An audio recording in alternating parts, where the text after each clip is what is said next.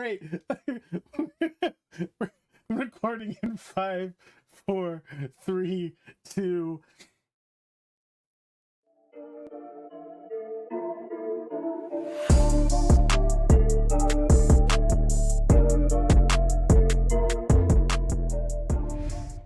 Welcome back, everybody, to the Breakdown Podcast YouTube channel. My name's Corey, and once again, with me to break down the latest episode of Superman and Lois, it's Vic. What's going on, everybody?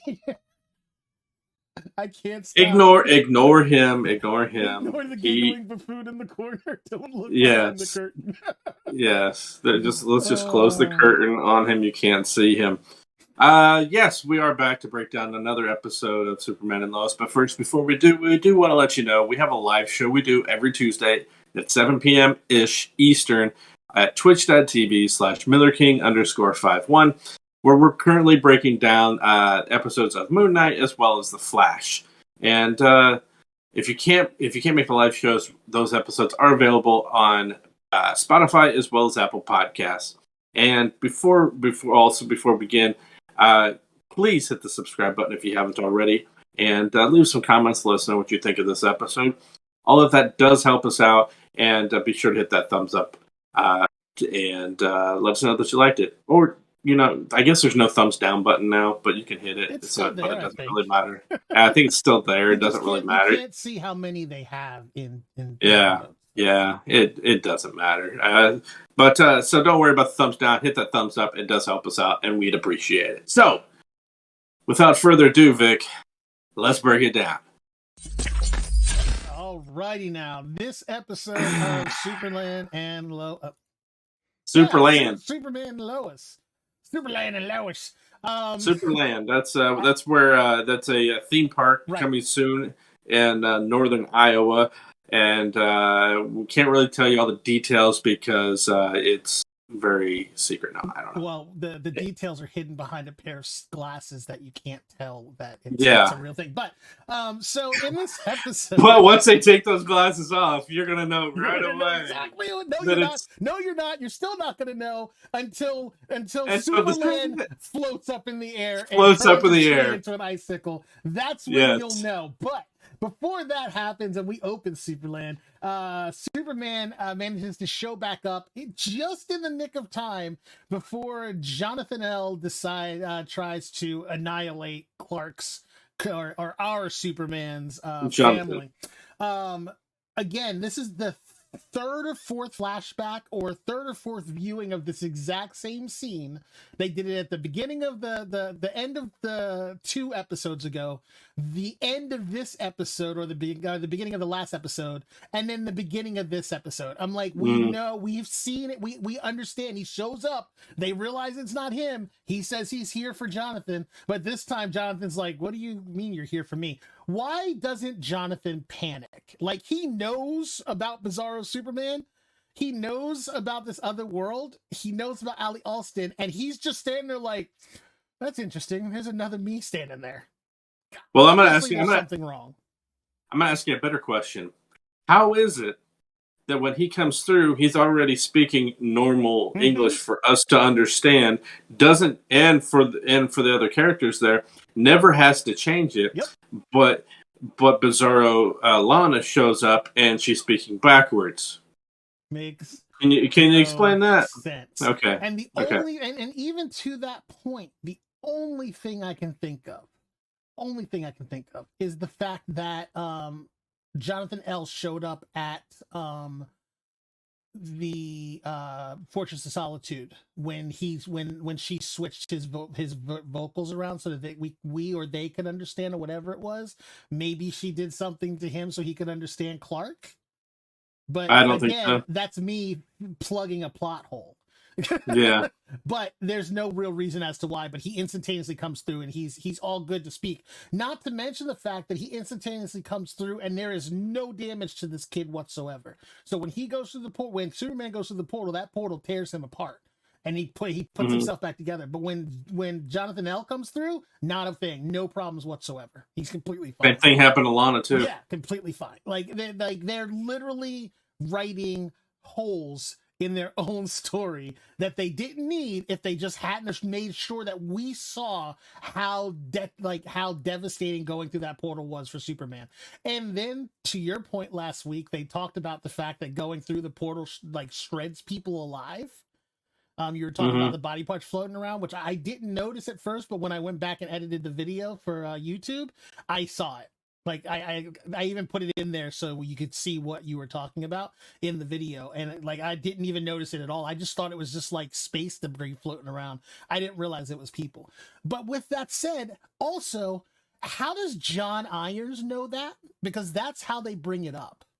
He's talking to his daughter about it, and I'm like, how do you know that? You haven't talked to Superman. You haven't gone through the portal. How do you know that that's what happens? Like, stop making plot holes, writers. Like, you have to know what you're saying when you're doing the damn lines. You're like opening up gaps in your own story. I'll tell you this: that black shirt that John L. wears, I want one of those. It is with nice, a backwards S. But you know what the other thing to it is that it reminds me of a whole lot is Miles Morales' Spider-Man outfit where he spray painted it. He spray painted the spider on it. It's the exact same look. I'm like, y'all, come on. Well, to be fair, I mean, it was similar. That's similar. That whole look is similar to what I saw in the comics. I didn't read the comic, but I know I've seen the pictures. No, I understand that, but that's what I'm saying. Like there are always similarities that are just too glaringly noticeable in everything. Right. And that's the exact same look that they were going for, was that like spray painted on, even though it was a printed shirt. They were going for that spray painted on look. It is a very cool shirt though. And if I find it, I'll let you know. Okay.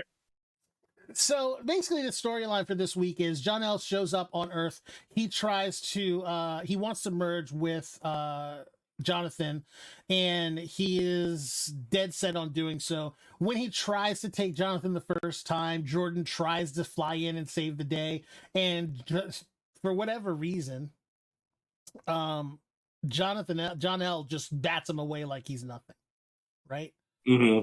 So we also find out, and this is another plot thing that I think is kind of weird, like Jordan's been doing this for like a year now, practicing being a superhero. Like, he's had his powers, he's been working with them, he's been having fights with people, training, all this stuff, right? Jor-El has his powers for all of God knows how long, but the amount of time that goes past in Bizarro World is 1 to 10. So 1 day goes by, 1 to 30. 1 day goes by in that world, and 30 days goes by in ours. So by definition, Jordan should be the better trained superhero. Mm-hmm.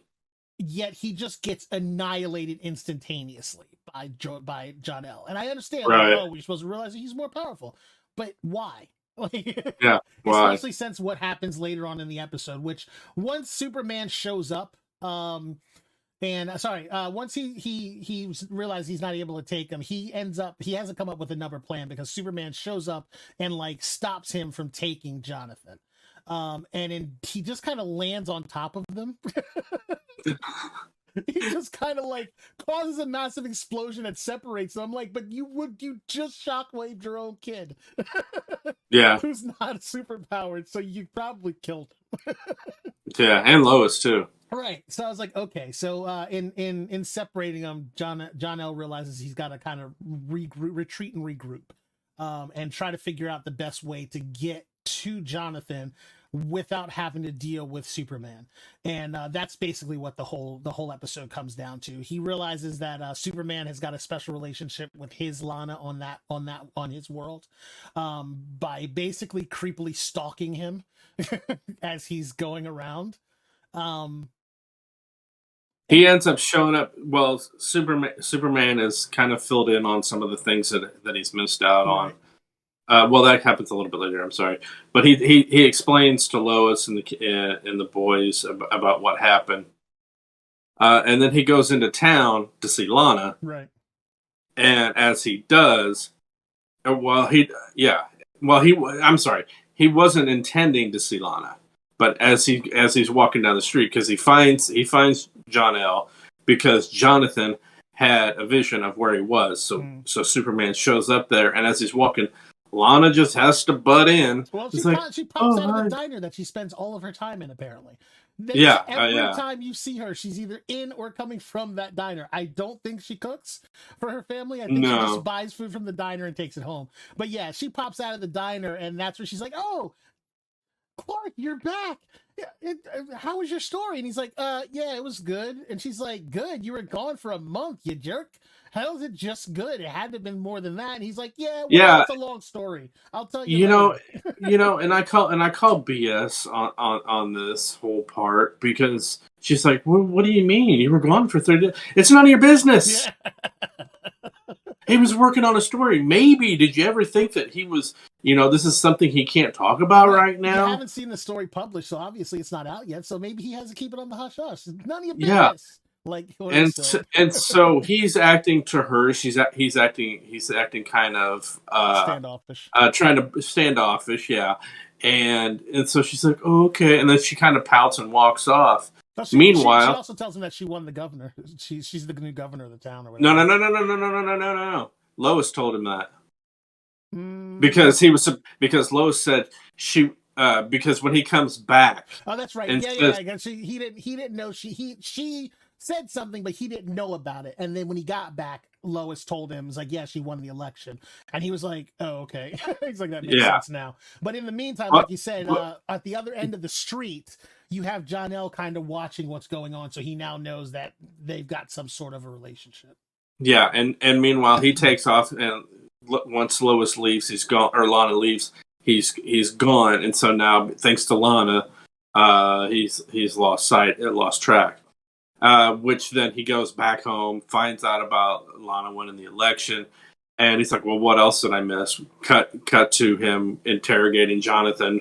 He's like, "I thought we were done with this," and in all fairness, yeah, that happened 30 days ago, Clark. You thought you were done with it because you weren't there to see the results of the conversations in which your wife told him to give up the ghost, which he did.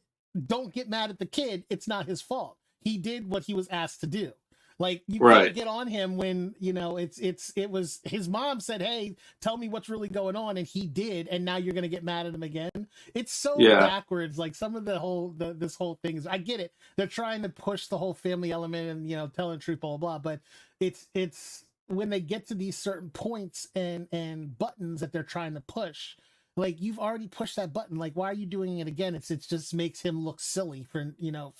Yeah, and I think it's because it's one of those things where it's just another example of Jonathan going, "You know what? Screw it. I'm going to merge." Yep. But the next day, I take that back. That night, Jordan is texting with what's her name? Sarah. Yeah. Oh, by the way, I keep seeing her in the progressive ads that keep showing up as I'm watching this episode. Yeah, it's one of the ads where it's talking about the ad. Yeah. She plays the daughter. She plays the daughter of some lady who got progressive, but she's frolicking with her husband in one scene, and then they're in a bath, and she's like, "Ew." That's the part that she don't pay attention to those commercials. Like, that's how much I don't pay attention. I'm going to tell you why I know. I'm going to tell you why that I know that, because in this episode, and it's happened previous, and I'm going to be really glad when this show is no longer on CW and it's on HBO, because I saw, I'm not even kidding, at least 10 minutes straight commercials.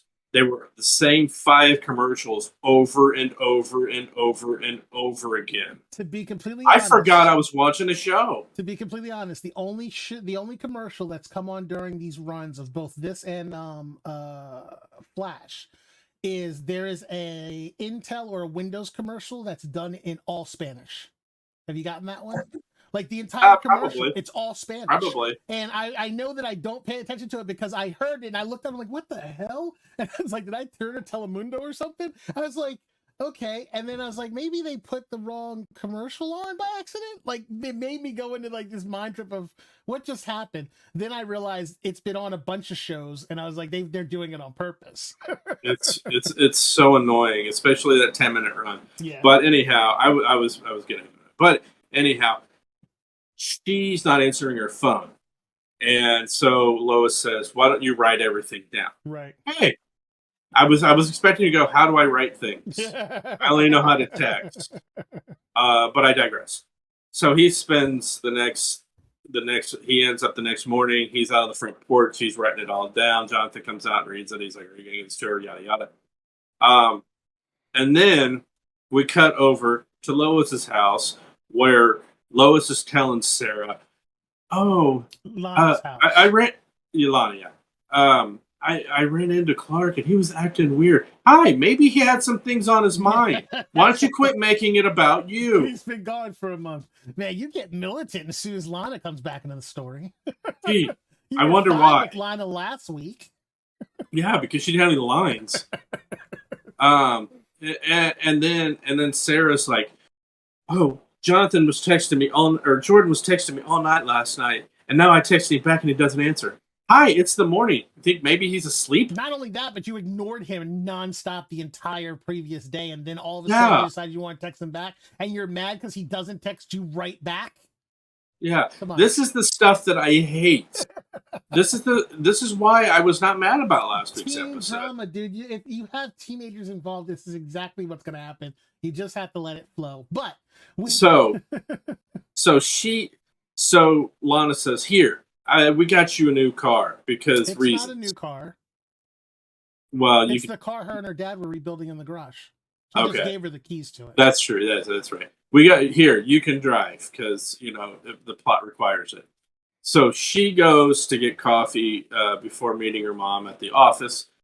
Meanwhile, while Lana's still before she leaves, John L shows up and is acting weird, and Sarah realizes something's weird, Well, but John L's not can't. acting weird. John L's being John L. Sarah just doesn't know that it's not Jonathan and thinks Right, Jonathan is acting weird because but does he's like dressed funny and looking at her all crazy. yeah, and he's got his ear pierced now, and it's like totally obviously not the normal Right. we're used to. I just saw you yesterday, and you didn't look anything like Right. this. What Now happened? you do. What the hell happened overnight? But anyway, she leaves. He goes inside, knocks her out by throwing her into Which, by the way, she's not super powered. And again, he did that to Lois in his world. They should be like have massive like bodily injuries. yeah, Like yeah. you got thrown like not just back, but like sideways through the air from the kitchen into the dining room, and you hit a hutch that's made Yeah. out of wood, and you Hmm. collapse on the ground. You're suffering from something, yet they never do. No. So he ends up. We find out later he ends up taking her to this abandoned place, of course, where he ends up putting a bunch of kryptonite on top of this flammable gas, which apparently is still on, even though it's an abandoned building. And so basically, it's a trap. He's got her chained up on the floor, and when she wakes up, she's like, "What are you doing, Jonathan? I don't understand." You don't understand because you don't realize that it's not him. It's very obvious. Doesn't pay attention. He just threw you right through the, and she tries to blame but mind you, drug. she knows that he's on XK, and knowing Right. the effects of XK, I think it's much more feasible to say this is Jonathan like having a bad trip, basically. You know what I mean? Right. Like I can see that. Like that doesn't bother me at all because again, it's something that they know and it's something that she would have known, and for her to make that assumption, I think that's one of the better parts of the writing for this episode. And Sure. he takes her, and like you said, it looks like it's a hot water heater, like a gas hot water heater that he's like put all of the fittings onto the heater so it collects all the gas rather than having like water in it. And he basically sets a trap for Superman, knowing that he's going to come to save Lana. He makes sure that he doesn't make sure because this is easily could have been done, but I'll come back to that. she wakes up and he's talking to her, and he's like, yeah, he puts the necklace on her, which doesn't make a whole lot of sense at that very instant. Like, why do you need to have the necklace on? Oh, no, I just figured that out. Never mind. I get that now. So, he knocked her out, right? And you Right. you have to be unconscious in order to go into the other world. He put the necklace around her neck so that Lana in Bizarro World would feel their connection and know that she needs to come through. That would explain why Lana came through when she did. Because I was like, why is Lana here? But the fact that he had her knocked out cold and put the necklace on her would have connected her to Lana in Bizarro World, and that's why Lana showed up. Because I've been sitting there like, why are you here all of a sudden, like out of nowhere? This makes no sense. But that would explain why that happened. So Superman, they're all sitting there waiting. They're like, well, Jonathan will have a vision at some point, and when he does, we'll figure out where Jor-El is, and I'll go get him. And I'm like, you're leaving a whole lot up to chance. Like, that she's missing at this point. It's like you have X-ray vision, right? Like, yeah, why didn't you fly around town listening for her to call for you, or listening for Jor-El to talk, or something? Like, you have this ability. And they literally use that ability by the end of the episode. But he's just waiting. They're just waiting for him to have a vision. And he has a vision, and luckily enough for him, he could see that vision showed giant meat hooks with blood in a freezer, and they automatically figured out where they needed to go. Yeah, they were filling in what's his name on all the details of what's been going on, and so once that happens, he goes back to his little. He goes out to his little shop to try and figure out ways to try and do something to the portal. I guess they are not as good as Team Flash, because no, they weren't able to build a completely new thing within a couple minutes to solve the problem. Yeah, so while he's off doing that, Superman ends up figuring out, or Clark ends up figuring out where Jor-El is at, or Jor-El is at. He goes there and has some words, and Jor-El breathes his fire breath because he hasn't brushed his teeth all day at the gas tank. It blows it up. Superman blocks it from Lana, and ends up getting hit with all the kryptonite. He falls down. Jor-El takes off, leaving him. Before Jor-El takes off, he grabs a humongous shard of kryptonite and jams it into his chest. Okay, thinking that's going to kill him. Well, that's pretty dumb because you left Lana to sit there, and her hands aren't exactly tied very well. So here's what got me. It's cutting back and forth between this and the farmhouse, because he went back to the farmhouse to try and meet up with Jonathan. Right.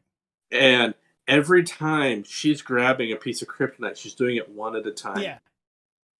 I'm like, grab a whole bunch of them, throw them off to the side. The idea is that they're supposed to be stabbed into him, so she needs to like pluck it out of him, which isn't supposed to be an easy thing to accomplish. When you're trying to pull shrapnel out of somebody, it's not supposed to be as easy as just pulling it. The magnet that which by the way, they had magnets underneath of there, and I think those things were magnetized to the plate, and she was just kind of popping them off of the plate. But it's supposed to look more difficult than it was, and every time she pulled one off, it was just a little pebble like on the surface of his uniform, because his uniform had no holes in it after he plucked them off. And actually, you can actually kind of see the magnets underneath the suit. Right, it was great. But yeah, she's pulling them off one at a time. I'm like, hi, this is a life or death situation. You might want to pull those off a little bit faster. He literally said quickly. Yeah. You have to get them out fast. She's like, dink, dink, dink. Oh, there's another one. Here's one. That one. Here's another one. Are you doing okay? Are you doing all right? You doing okay? Okay, I'm gonna get another one. Hold on, 1, 2, 3. Here goes. I'm gonna pull it out quick like a Band-Aid. Yes, come on. And then once she pulls that final shard, and then that final one, she was like, all right. Is it like looks at him, and then it's like, okay, here we go, and like pulling a Band-Aid off. She like mounts him first though. Yeah, I'm like gets up on top of him, and she's like, I'm like, come on, man, it's life or death. Not it's not like he's got all day. Right. So he ends up, he's like, stay here, I'll be back. I'm like, why would you tell her to stay here? Because if things go wrong where you're going, They know exactly where you are. and he knows John L's going to come back right to her. Right. Tell her to get out of there. Well, he breaks her chains first too before he leaves, which I was like, okay, well at least he didn't leave her chained up. I'm surprised he didn't. He goes back to catch up with John L, who is now at the farm once again. They're all standing outside, and Jordan somehow this time manages to pluck up the gall, or the moxie, to actually fight him and actually like go toe to toe with him rather than just being like completely destroyed in the first 10 seconds, which just happened earlier that day. Mm-hmm. Or the day before, which the I day was before, like, yeah. How is it that this one, he takes out Superman with no problem. He comes back. He basically destroys Jordan to start with. Now all of a sudden, Jordan is able to go toe to toe with him. Okay, whatever. I'll let that slide slightly. But while all this is going on, like you said, John Irons and his daughter are both in the mine, which, mind you, they went all the way down inside to the portal room to mine the XK. When we know that all you have to do is go into the main part of the mine, there's XK all over the place. Why do they need to go all the way to the portal room to do this? Other than just to show him like, oh, this is the portal. Okay, we get it. Whatever. So they get through there, and he's like, oh well, then we're gonna power this the same way we were powering everything else, which apparently they're using XK to power their future tech, which I actually don't think they showed us before. I don't remember them telling us about this, but apparently they're using XK to power their future tech. So they go down, they find a geode of XK, and he's like, well, we can't just pluck that out of there. We don't have the suit. And he's like, oh, that's okay. I made this thing, and he's got a little buzz saw that he uses to cut through the XK. I'm like, okay. And while all this is going on, Bizarro Lana comes through the portal. Again, no damage. Her clothes are not messed up. She's not like smoldering. Nothing happened. Like nothing. Like she wasn't weakened when she got there at first because she's in a yellow sun universe. And there's XK all around her, which is literally green kryptonite to them. Like none of the effects of any of this stuff has happened to either of them when they came through. But she gets into a fight with the two of them, and basically annihilates them because she's a super and they're not. And I was just like, so are you going to get mad at yourself for letting your dad go down there and get the XK and get into a fight with a super like you did Superman when it was his fault? Because this was your fault. You were there. she blows them. She does a force push on both of them. Neither one, the daughter doesn't hit the wall, but apparently it knocked her out. Yeah. Okay. But not for too long, because as she's about, as Fake Lana is about to step on the neck of... she did step on his neck, but right before she killed him. Yeah. She's about to kill him, and then the daughter shows up behind and plunges the XK through her, and apparently, yeah, I'm guessing it killed her. I don't know. So I mean, as far as it goes, it doesnn't kill them instantaneously, just like we saw with Superman. He was impaled by a bunch of kryptonite, and it didn't kill him. It just... So she's probably still around. She went back through the portal. Did it? Okay, yeah. After she stabbed her, she fled back. She fled. She ran back through the portal. Yeah. And they get their wits about them, and then they head out, and it was literally a nothing burger scene. This was one of those scenes that definitely did not need to be there for any good reason, because all it did was like, why did she come? Who called her? Which I answered my own question on that, but like, why did she come? Who called her? And why did she just give up that quick? Because she could have literally ran out of the tunnel, but instead she turns around and goes back to Bizarro World. So yeah, whatever. It was nothing. I mean, it was point. The whole thing was pointless. But back to the farmhouse, there, like you said, Jordan is beating up John L. They end up in the sky, and they're fighting up there until Jordan knocks him a couple states I over. think what it is he takes him far enough up so that he gets a solid dose of yellow sunlight, which weakens the Bizarros. And I think that taking him up that high and then beating the crap out of him, and then again thin air, he manages to win that fight. And then he realizes, oh yeah, I can jump really far and high, but I can't fly. Yeah, so he's fallen, but Superman comes flying through, catches both of them, grabs the necklace at the same time, and saves the day. what did he? Yeah, he basically saved the day, and I don't know what they're doing with. Did they end up? Was there another scene after that where they did something with? They talked about the fact that they talked about John Allen, and they basically kind of mentioned the fact that they handed him over to the DoD. I'm like, okay, so the Department of Defense is not exactly your friend, which I don't know if no, they've patched things up. Okay, yes, so, but still, you just handed John L to them. Yeah, because they're so reliable. Someone's gonna ask questions. Yeah, they're so reliable with stuff, and then but something's been bugging Clark, and that's the fact that he had well, the one thing that's been bugging him is the fact that Jonathan's been saying, "Oh, you're doing this just to protect your secret identity," blah blah blah. Yeah, have you not watched movies before? Well, I mean, because anytime somebody in his position has family and the bad guys find out he has family, who do you think they go after first? This is true, and that's one of the oldest tropes in superherodom. Is if the bad guy finds out about your family, they're gonna use it against you. But like Superman goes and gets Lana from the slaughterhouse that he left her sitting in by herself, and takes her home. And as he's no, she's driving home by herself, and he shows up. Yeah, she's driving home. She's like, "How did you know where I was?" That's because it's Superman. But he's like, "I've got something to tell you." She's like, I can't do this right now. I've got too many things going on, yada yada. And he's like, "But how did you know where I was?" Or he's like, "I've been with you all along." She's like, "What do you mean?" No. You're talking about the very end. Before that happens, he goes and gets her and takes her home to her house, and he's like explaining to her. He's like, that wasn't Jonathan. Blah blah blah. So he tells her like what's going on to get her like off of the trail, and then he kind of sits there and looks at her like, okay, are you good with that answer? And she's like, whatever. And he leaves and goes home, and then that's when he gets into the argument with the boys. Jonathan's like, oh, he's like, so you took Lana home, but you made sure not to tell her what was going on, blah blah blah. And he's like, yeah, I got to keep our secret. It's for our safety, that I do this. That's why we do this.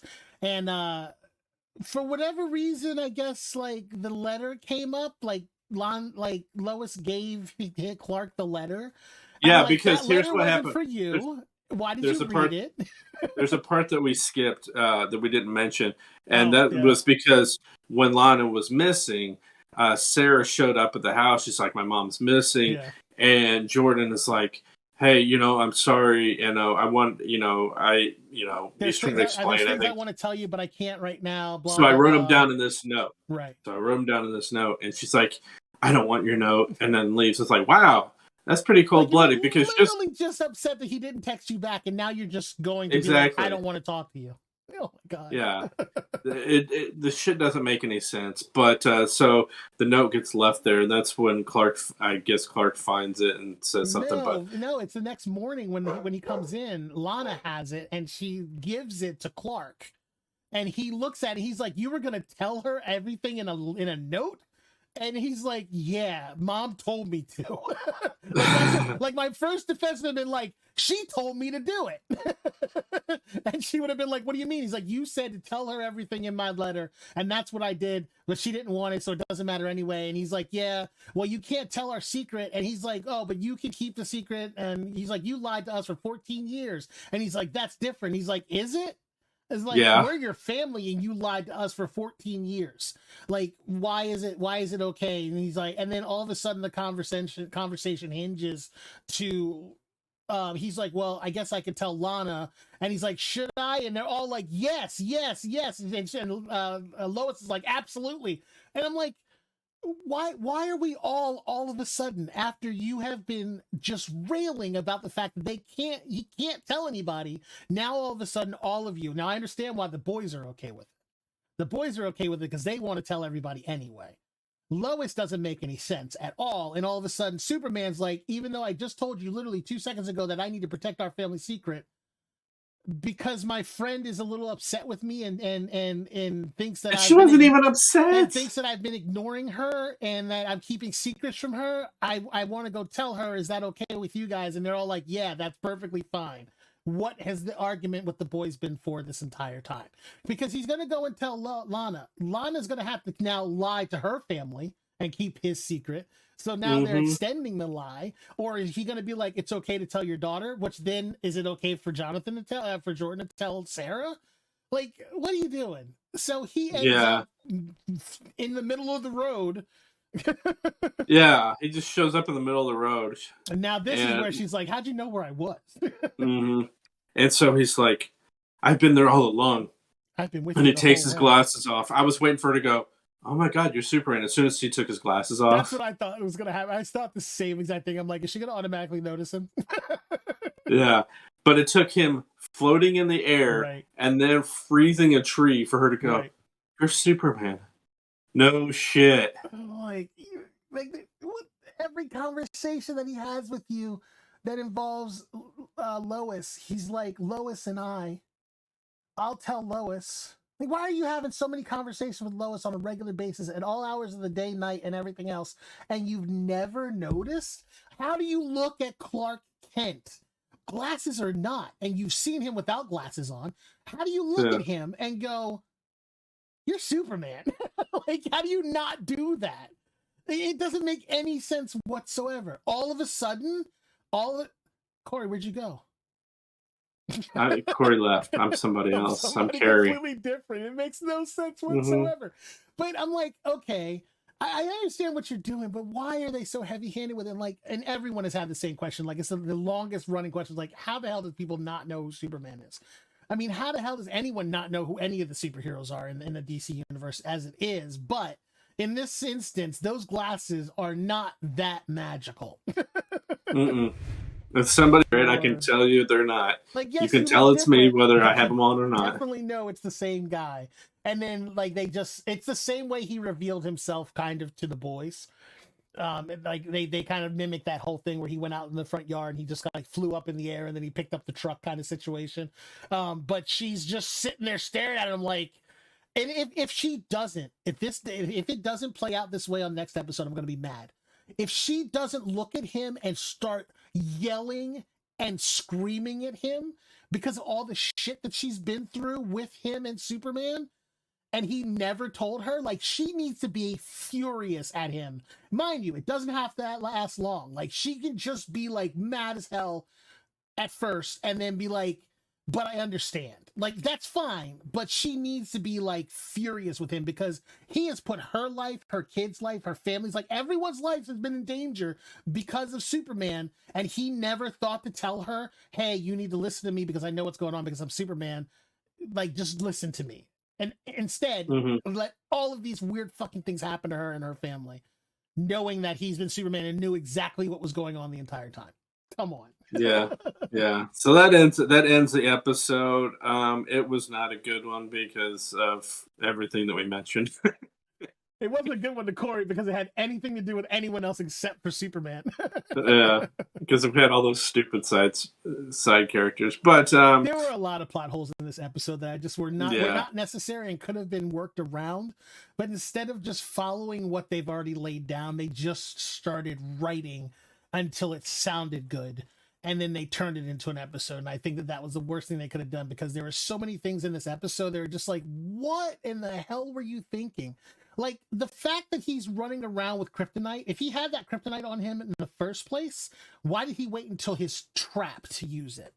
Like, you could have weakened Superman and Jordan instantaneously with that. Why didn't you stab him with it in the first place? Like, this, it just never makes any sense. I don't know. I'm kind of curious as to where he got it from. But he was apparently pocketing it the whole time, even though those skinny jeans don't leave him a lot of place to put some kryptonite, but whatever. Yeah.